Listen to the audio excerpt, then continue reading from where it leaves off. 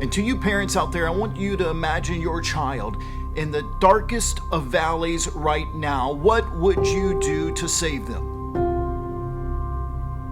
I would take out every loan I could. I would borrow every dime I had or didn't have. I would ask friends to give. I would create a GoFundMe. I would do everything. I would sell everything I have. I would sell my home. I would sell my car. I would give up the shirt on my back to save one of my beautiful children.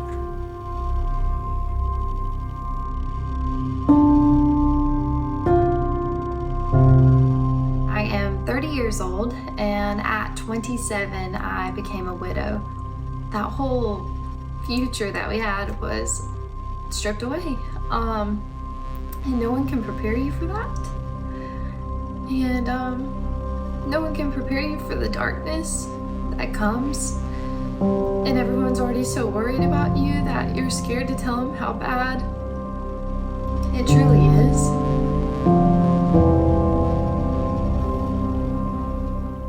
This week's episode is going to be a little bit different. Yeah, we're going to focus on a bad husband. But I also want to focus on a good man. A man that was adored by his wife. And the pain she's experiencing. Grief is so crippling. Especially when tragedy strikes. Let's get started.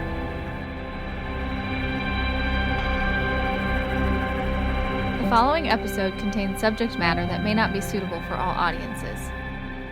The stories and quotes you're about to hear are real. Parental discretion is advised.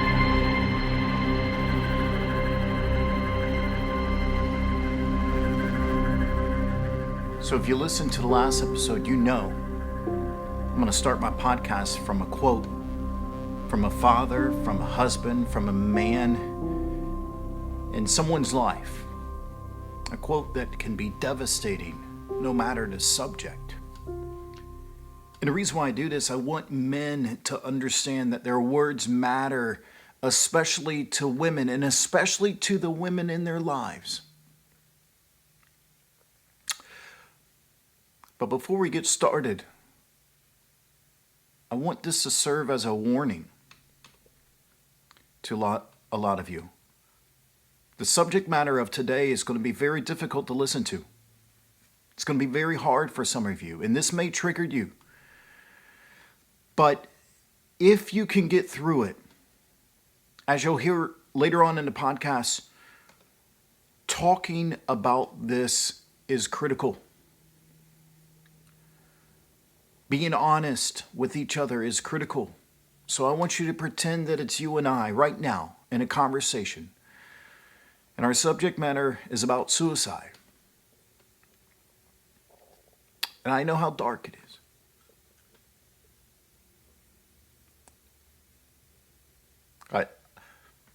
I know how dark it is.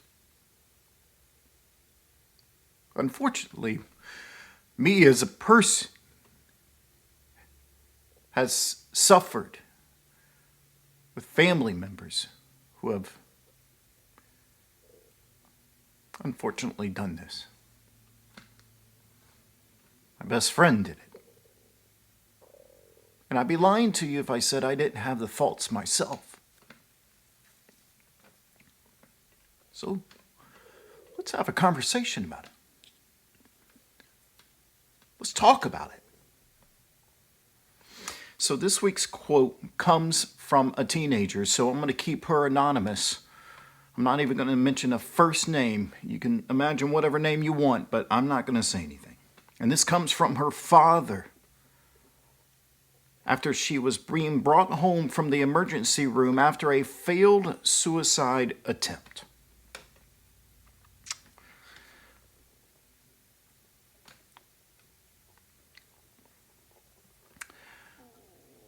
Do you realize how much money this is costing me? Let's just pause right there first. And to you parents out there, I want you to imagine your child in the darkest of valleys right now. What would you do to save them? I would take out every loan I could. I would borrow every dime I had or didn't have. I would ask friends to give. I would create a GoFundMe. I would do everything. I would sell everything I have. I would sell my home. I would sell my car. I would give up the shirt on my back to save one of my beautiful children. If I ever had to pick them up from an emergency room because of a failed suicide attempt,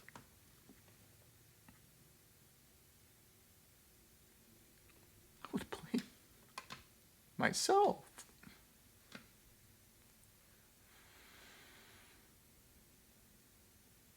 I would feel like it's my fault. So for a father to say to their child, do you know how much this is costing me? It's laughable. But let me finish the quote. I'm not even finished.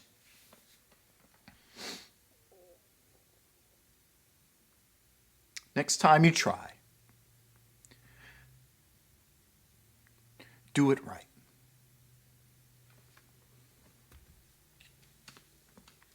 The things you say today as a father matter 20 years from now.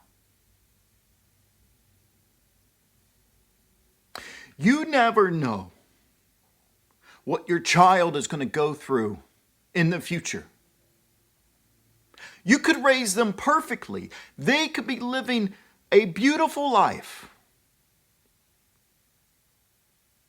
And in an instant,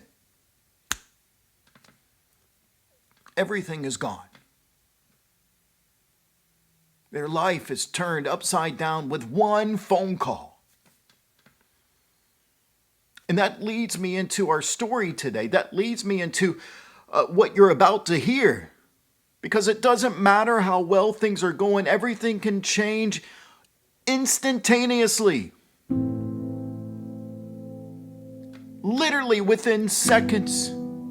You could be the happiest human on the planet. And then all of a sudden, you don't want to live anymore. And if you're talking to your children the way this man talked to his daughter, they will have a flashback to that moment and they will think he was right. I got to do it right this time. And then you'll get the phone call that your child is gone over what seemingly was a bad decision, over something that you find mundane, but the reality is a flashback to what you told them years ago.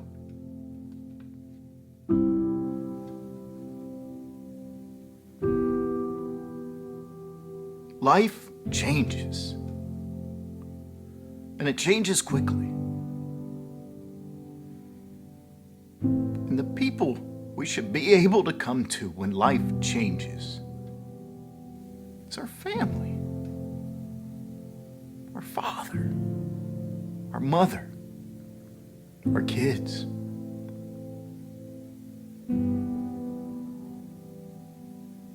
But imagine being a child, feeling all alone, with no one there to help them. Those valleys, if you've never experienced them, I pray you never do. They are deep. Deeper than any ocean. And when you're in that valley, you feel like you're drowning. Because you know how far away the surface is.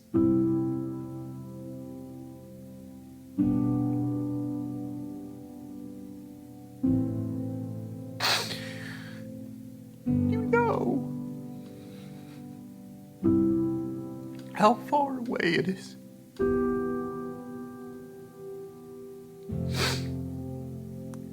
And you're afraid to scream for help because you don't think anybody will hear you.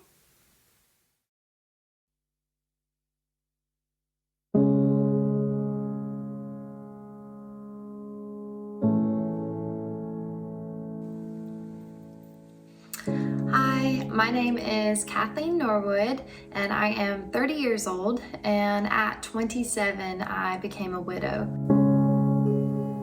Still each breath. He was in a boat heading out to duck hunt. Cut through my skin. The boat capsized. It took us 34 days to find him.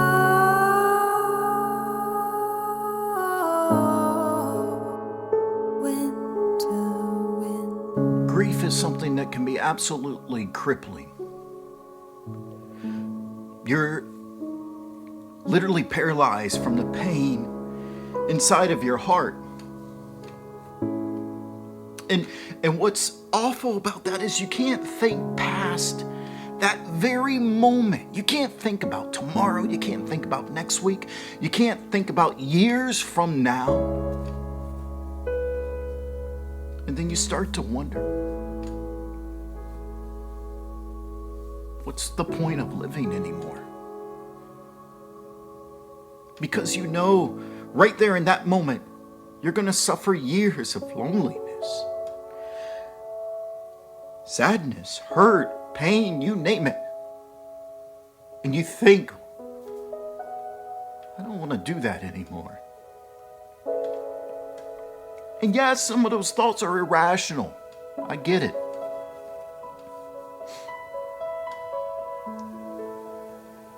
But you can't tell that to people who are struggling, because they're not thinking rationally. Kathleen, she's my friend. We have shared some very deep conversations on this subject. And I asked her to tell her story publicly for the first time.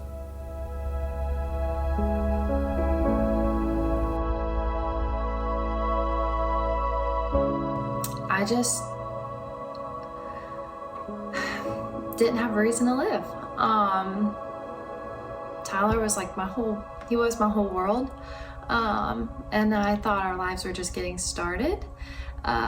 We were at the point where we were talking about kids, we were planning for that. And in a matter of a phone call, that whole future that we had was stripped away. And no one can prepare you for that. And no one can prepare you for the darkness that comes. And everyone's already so worried about you that you're scared to tell them how bad it truly is, that you have no will to live. And that literally every day I would pray that I would pray, God, please let this be my last day. I don't want to do this. I don't want to stay here if Tyler's not here. I can't do this, but I also don't want to do this. Throughout that whole time that I was having those thoughts, I just thought everyone would understand if something happened. Yeah, they might be sad, but they would understand because they would know that I would be happy, that I would be reunited with Tyler, and they would get it.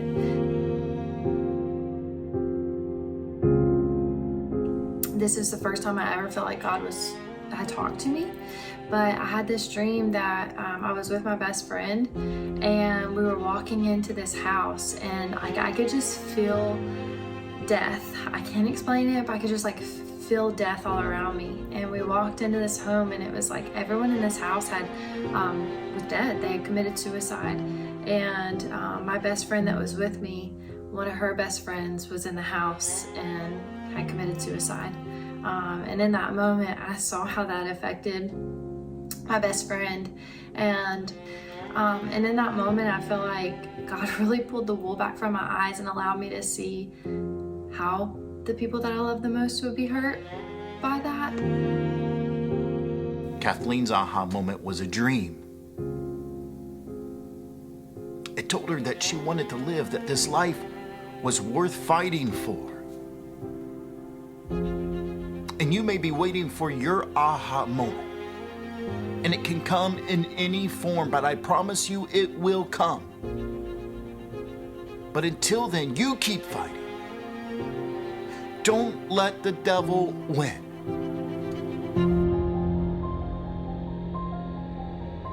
I walked outside, I just looked up in the sky, and I told God, I told Tyler, I promise you I will never ask you ever again to take my life. And I don't know how I'm gonna do this, but from here on out, I'm gonna ask for hope and just hope that you can get me to a place where like I wanna live.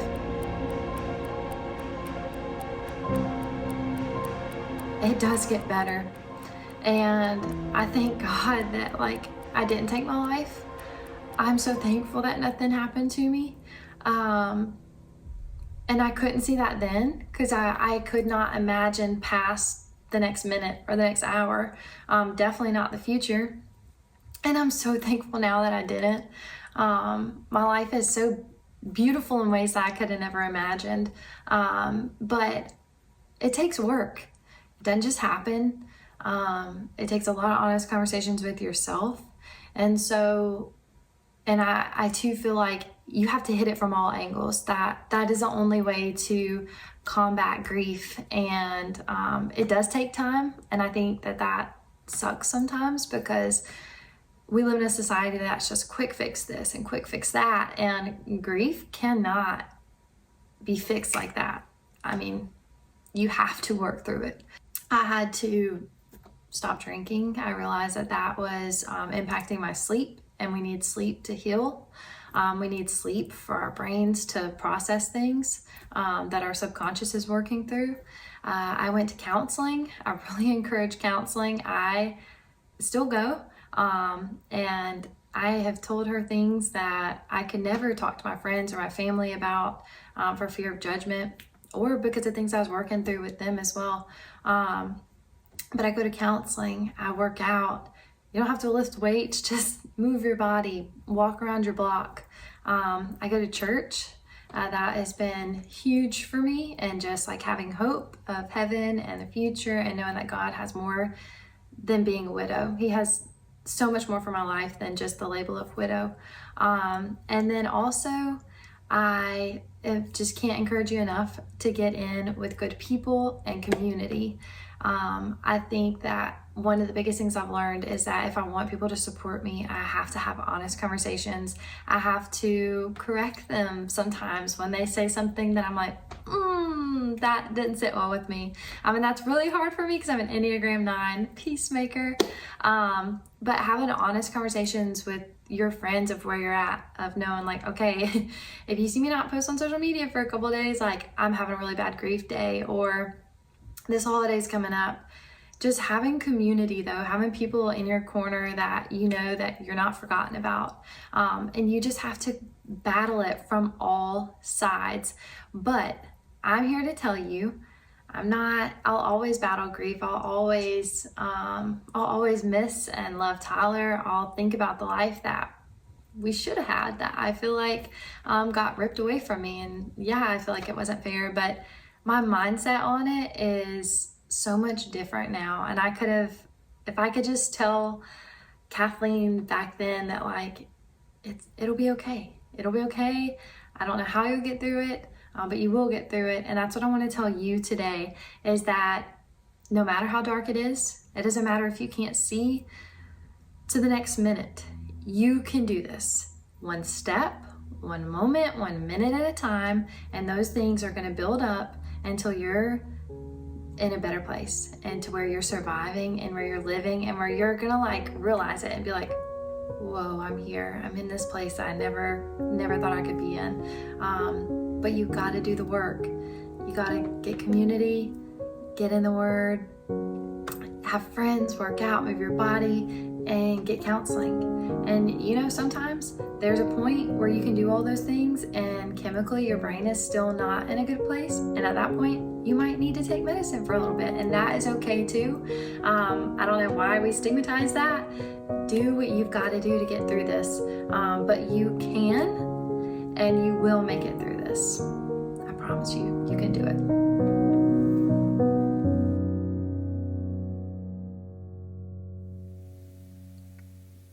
As I stated earlier, it's hard to think past the moment of darkness you're in. It's hard to think about the next day. It's hard to think about next week. It's hard to think about next month. It's hard to think about years. And as many of you know, I'm a Christian. And I'm not going to throw my faith into your face.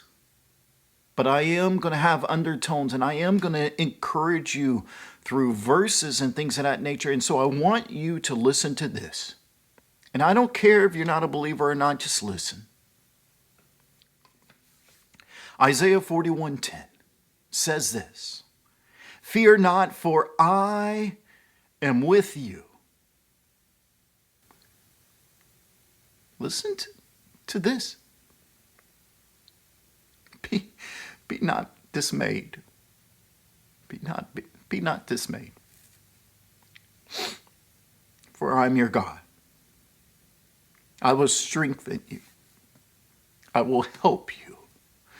I will uphold you with my righteous hand. I talked about screaming for help earlier, and sometimes you want to scream, but you don't because you feel like nobody will hear you. And that is our earthly thinking, and that is the moment where we have to go beyond the earth, and we have to go to our Father, to God, to our supernatural power that can help pull us from that deepest ocean.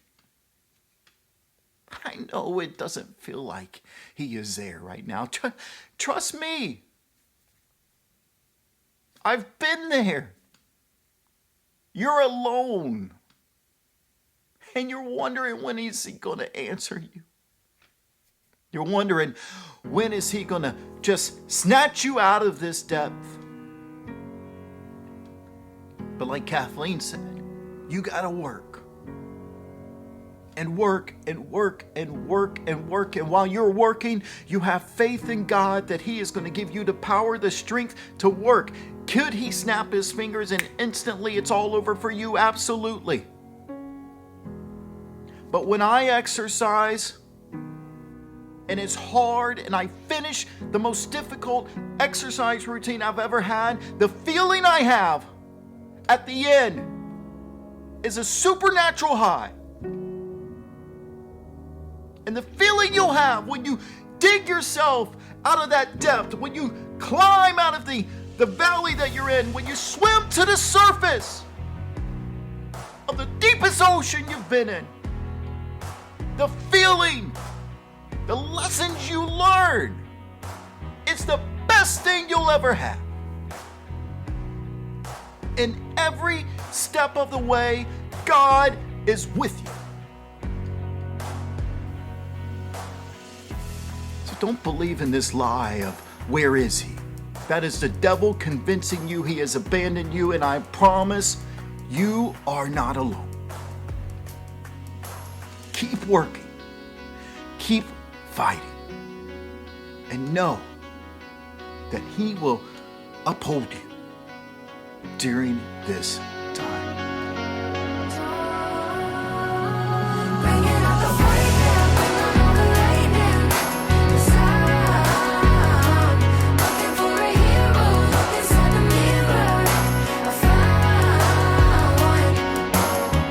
If you're looking for encouragement, community, and a voice for your situation, find us on your favorite social media site by searching @Robbie Harvey.